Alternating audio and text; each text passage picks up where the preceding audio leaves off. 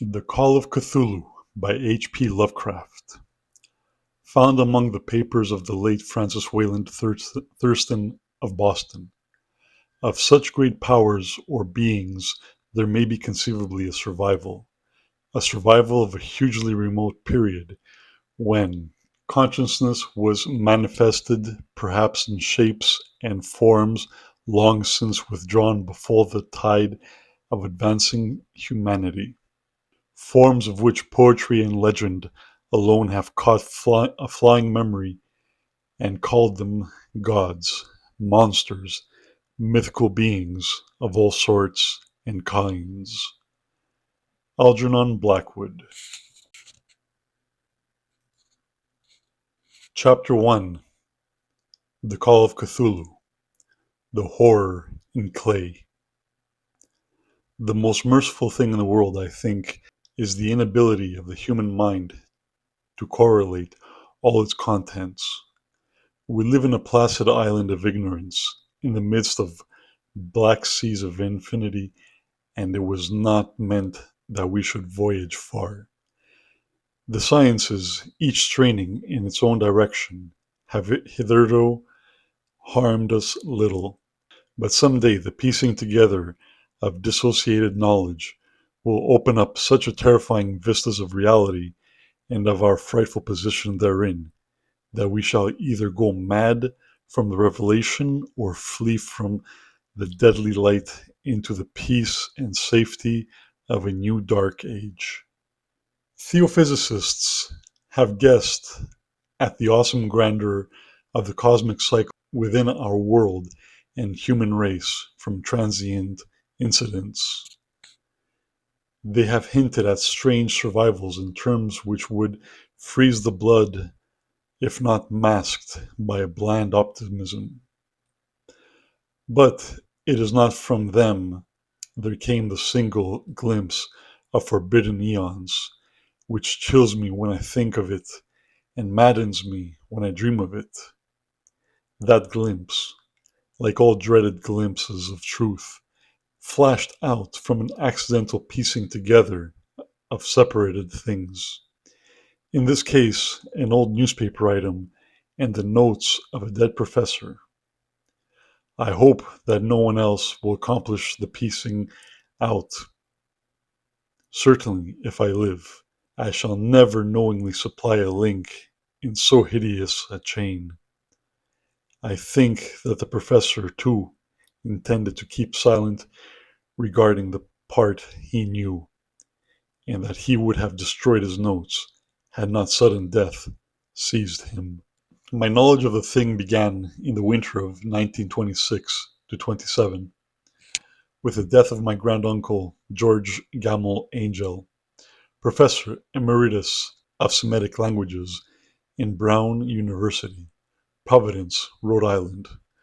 Professor Angel was widely known as an authority on ancient inscriptions and had frequently been resorted to by the heads of prominent museums, so that his passing at the age of 92 may be recalled by many.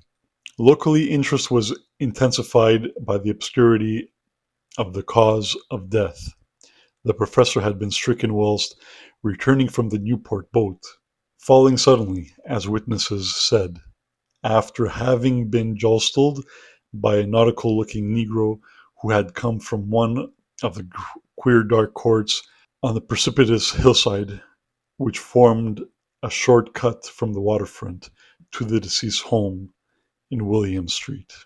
Physicians were unable to find any visible disorder, but concluded after perplexed debate that some obscure lesion of the heart, induced by the brisk ascent of so steep of a hill by so elderly a man, was responsible for the end. At the time, I saw no reason to dissent from this dictum, but latterly I am inclined to wonder, and more than wonder. As my granduncle's heir and executor, for he died a childless widower, I was expected to go over his papers with some thoroughness, and for that purpose moved his entire set of files and boxes to my quarters in Boston. Much of the material, which I correlated with later published by the American Archaeological Society, but there was one box which I found exceedingly puzzling, and which I felt much averse from showing to other eyes. It had been locked, and I did not find the key till it occurred to me to examine the personal ring which the professor carried always in his pocket. Then indeed, I succeeded in opening it, but when I did so seemed only to be confronted by a greater and more closely locked barrier. For what could be the meaning of the queer clay bas-relief and the disjointed jottings, ramblings, and cuttings which I found? Had my uncle in his later years become credulous of the most superficial impostures? I reserved to search out the eccentric sculptor responsible for this apparent disturbance of an old man's peace of mind. The bas-relief was a rough rectangle less than an inch thick and about 5 by 6 inches in area, obviously of modern origin. Its designs, however, were far from modern in atmosphere and suggestion, for although the vagaries of the cubism and futurism are many and wild, they do not often reproduce that cryptic regularity which lurks in prehistoric bulk these designs seemed certainly to be, though my memory, despite much familiarity with the papers and collections of my uncle, failed in any way to identify this particular species, or even to hint at its remotest affiliations. Above these apparent hieroglyphics was a figure of evidently pictorial intent, though its impressionistic execution forbade a very clear idea of its nature. It seemed to be a sort of monster, or symbol representing a monster, of a form which only a deceased fancy could conceive.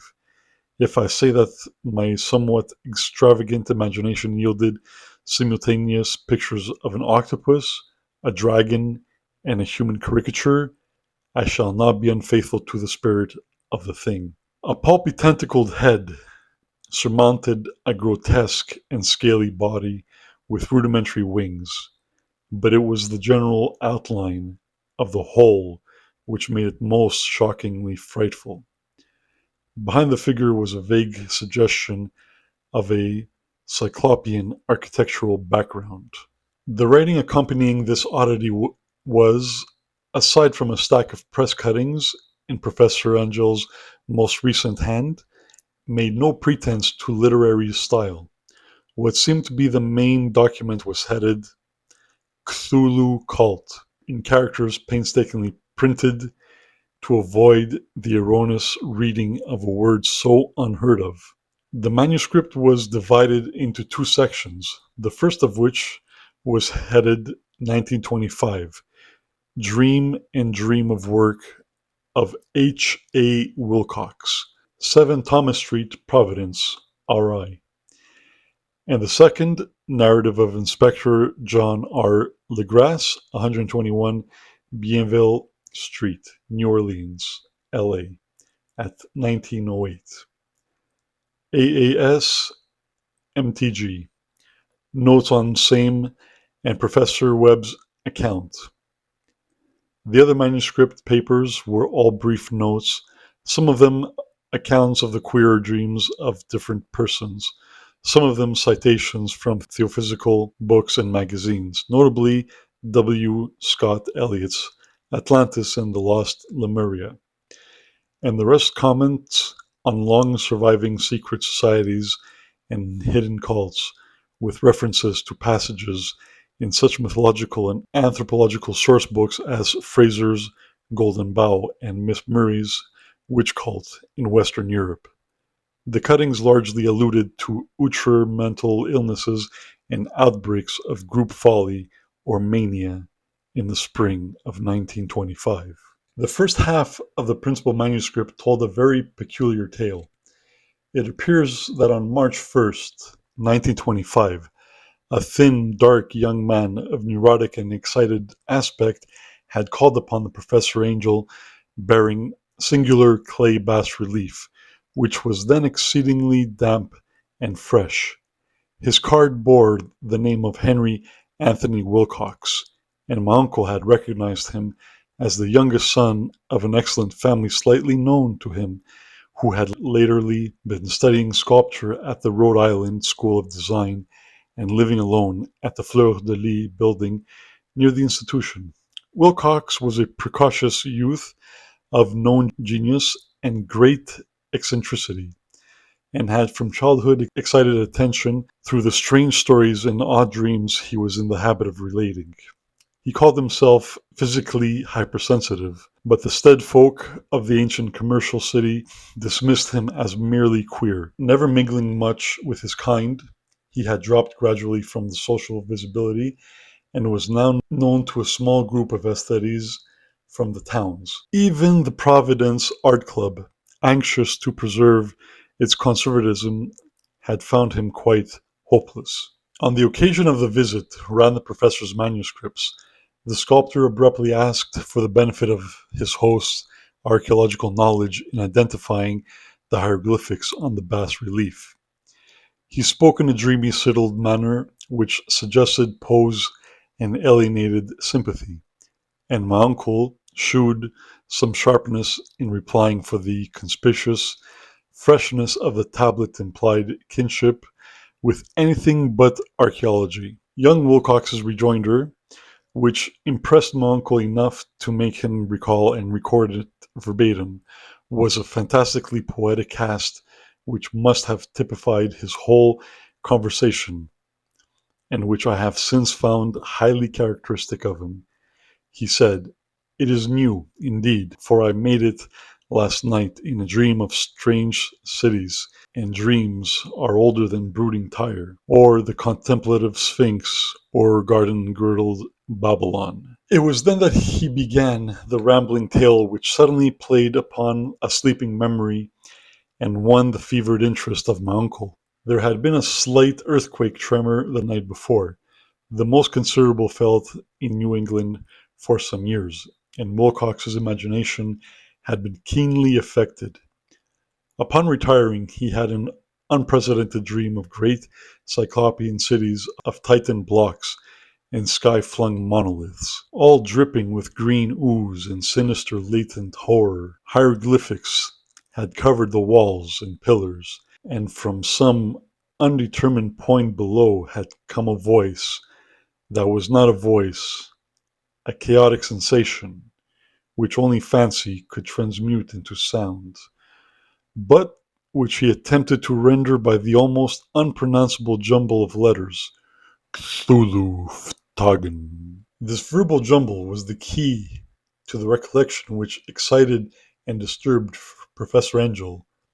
He questioned the sculptor with scientific minuteness, and studied with almost frantic intensity the bas-relief on which the youth had found himself working, chilled and clad only in his night clothes, when walking had stolen bewilderingly over him. My uncle blamed his old age, Wilcox afterwards said, for his slowness in recognizing both hieroglyphics and pictorial designs. Many of his questions seemed highly out of place to his visitor, especially those which tried to connect the latter strange cults or societies, and Wilcox could not understand the repeated promises of silence which he was offered in exchange for an admission of membership in some widespread mystical or paganly religious body.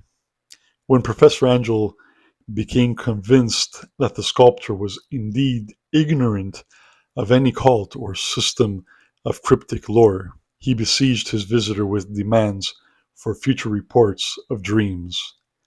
This bore regular fruit, for after the first interview, the manuscript records daily calls of the young man, during which he related startling fragments of nocturnal imagery whose burden was always some terrible cyclopean vista of dark and dripping stone, with a subterranean voice or intelligence shouting monotonously in enigmatical sense impacts, indescribable save as gibberish. The two sounds most frequently repeated are those rendered by the letters Cthulhu and Relia. On March 23rd, the manuscript continued. Wilcox failed to appear, and inquiries at his quarters revealed that he had been stricken with an obscure sort of fever and taken to the home of his family in Waterman Street. He had cried out in the night, arousing several other artists in the building, and had manifested since then only alternations of unconsciousness and delirium. My uncle at once telephoned the family, and from that time forward kept close watch of the case, calling often at the Thayer Street office of Dr. Toby, whom he learned to be in charge. The youth's febrile mind apparently was dwelling on strange things, and the doctor shuddered now and then as he spoke of them. They included not only a repetition of what he had formerly dreamed, but touched wildly on a gigantic thing, miles high, which walked or lumbered about. He at no time fully described this object, but occasional frantic words, as repeated by Dr. Toby, conceived the professor that it must be identical with the nameless monstrosity he had sought to depict in his dream sculpture. Reference to the object, the doctor added, was invariably a prelude to the young man's subsidence into lethargy. His temperature, oddly enough, was not greatly above normal, but his whole condition was otherwise such as to suggest true fever rather than mental disorder. On April 2nd, about 3 p.m., every trace of Wilcox's malady suddenly ceased. He sat upright in bed, astonished to find himself at home and completely ignorant of what had happened in dream or reality since the night of March 22nd. Pronounced well by his physician, he returned to his quarters in 3 days, but to Professor Angel he was no further assistance. All traces of strange dreaming had vanished with his recovery, and my uncle kept no record of his night thoughts after a week of pointless and irrelevant accounts of thoroughly usual visions. Here the first part of the manuscript ended, but references to certain of the scattered notes gave me much material for thought. So much, in fact, that only the ingrained skepticism then forming in my philosophy can account for my continued distrust of the artist. The notes in which question were those descriptive of the dreams of various persons covering the same period as that in which young Wilcox had had his strange visitations. My uncle, it seems, had quickly instituted a prodigiously far-flung body of inquiries among nearly all the friends whom he could question without impertinence, asking for nightly reports of their dreams and the dates of any notable visions for some time to pass. The reception of his request seemed to have been varied, but he must, at the very least, have received more responses than any ordinary man could have handled without a secretary. This original correspondence was not preserved, but his notes formed a thorough and really significant digest. Average people in society and business, New England's traditional salt of the earth, gave an almost completely negative result, though scattered in cases of uneasy but formless nocturnal impressions appeared here and there, always between March 23rd and April 2nd, the period of young Wilcox's delirium. Scientific men were little more affected, though 4 cases of vague description suggest fugitive glimpses of strange landscapes, and in 1 case there is mentioned a dread of something abnormal. It was from the artists and poets that the pertinent answers came, and I know that panic would have broken loose had they been able to compare notes. As it was, lacking the original letters, I half suspected the compiler of having asked leading questions or of having edited the correspondence in corroboration of what had lately resolved to see. That is why I continued to feel that Wilcox, somehow cognizant of the old data which my uncle possessed, had been imposing on the veteran scientist. These responses from aesthetes told a disturbing tale. From February 28th to April 2nd, a large proportion of them had dreamed very bizarre things, the intensity of the dreams being immeasurably stronger during the period of the sculptor's delirium, over a fourth of which who reported anything, reported scenes and half sounds not unlike those which Wilcox had described. And some of the dreamers confessed acute fear of the gigantic, nameless thing visible toward the last. One case, which the note describes with emphasis, was very sad. The subject, a widely known architect with leanings towards theosophy and occultism, went violently insane on the date of young Wilcox's seizure and expired several months later after incessant screaming to be saved from some escaped denizen of hell. Had my uncle referred these cases by any name instead of merely by number, I should have attempted some corroboration and personal investigation. But as it was, I succeeded in tracing down only a few. All of these, however, bore out of the notes in full. I have often wondered if all the objects of the professor's questioning felt as puzzled as did this fraction. It is well that no explanation shall ever reach them. The press cuttings, as I have intimated, touched on cases of panic, mania, and eccentricity during the given period. Professor Angel must have employed a cutting bureau, for the number of extracts was tremendous and the sources scattered throughout the globe.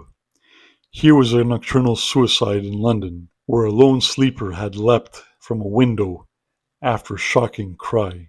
Here likewise a rambling letter to the editor of a paper in South America, where a fanatic deduced a dire future from visions that he had seen. A dispatch from California describes a theosophist colony as donning white robes en masses for some glorious fulfillment, which never arrives, whilst items from India speak guardedly of serious native unrest toward the end of March. Voodoo orgies multiply in Haiti, and African outposts report ominous mutterings. American officers in the Philippines find certain tribes bothersome about this time, and New York policemen are mobbed by hysterical Levantines on the night of March 22nd to 23rd. The west of Ireland, too, is full of wild rumor and legendary, and a fantastic painter named Argus Bonnot hangs a blasphemous dream landscape in the Paris Spring Salon of 1926. And so numerous are the recorded troubles in insane asylums that only a miracle can have stopped the medical fraternity from noting strange parallelisms and drawing mystified conclusions. A weird bunch of cuttings, all told, and I can't at this date scarcely envisage the callous rationalism in which I set them aside. But I was then convinced that young Wilcox had known the older matters mentioned by the professor. End of Chapter 1 of The Call of Cthulhu by H.P Lovecraft. Please tune in for Part 2, The Tale of Inspector Legrasse, The Call of Cthulhu. Thank you very much for listening. I hope you enjoyed it. I appreciate you giving me a few minutes of your time today. Jigavega, Michael, The Cosmic Blessed with Eyes, out.